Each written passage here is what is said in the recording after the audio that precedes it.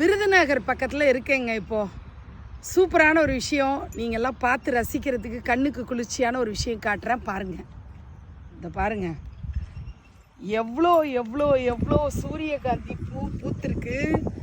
Lovely இல்லை, பார்க்குறதுக்கு அப்படியே மஞ்சள் மஞ்சள்னு இருந்தது. நான் சாமந்தி தோட்டம் போல் இருக்குன்னு பார்த்தா அப்புறம் கொஞ்சம் உறுத்து பார்க்கும்போது தான் சூரியகாந்தின்னு தெரிஞ்சுது. அவ்வளோ பட்டர்ஃப்ளை பறக்குது இந்த இடத்துல. நிறைய சூரியகாந்தி அப்படியே கண்ணு கட்டின தூரம் வரைக்கும் சூரியகாந்தி பூத்திருக்கு. எல்லாம் சூரியனை பார்த்து அந்த பக்கம் அப்படி பார்த்துட்டு இருக்கு பாருங்க, ஒரே பக்கமாக பார்த்துக்கிட்டு. இந்த சூரியகாந்தி பூக்கள்கிட்டேருந்து தான் நம்ம டிசிப்ளின் கற்றுக்கணும். அசம்பிளியில் நிற்கிற மாதிரி நின்றுட்டு இருக்கு பாருங்க, எல்லாம் சூரியனை பார்த்து.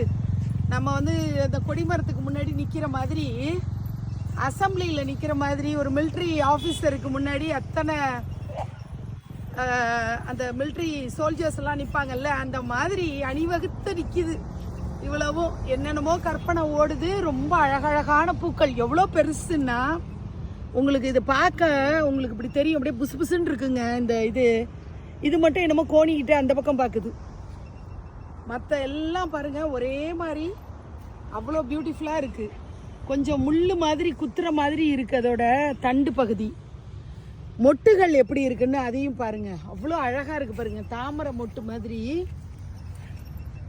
இந்த மொட்டு பார்க்க. இன்னும் மலராத மொட்டு பாருங்களேன் எப்படி இருக்குன்னு.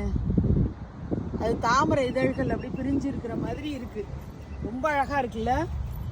அப்புறம் இதெல்லாம் வாடினது, நேத்தி பூத்தது. எவ்வளோ பெருசு தெரியுமா, வெயிட்டாக இருக்குது, பெருசு பெருசாக இருக்குது பூக்கள்.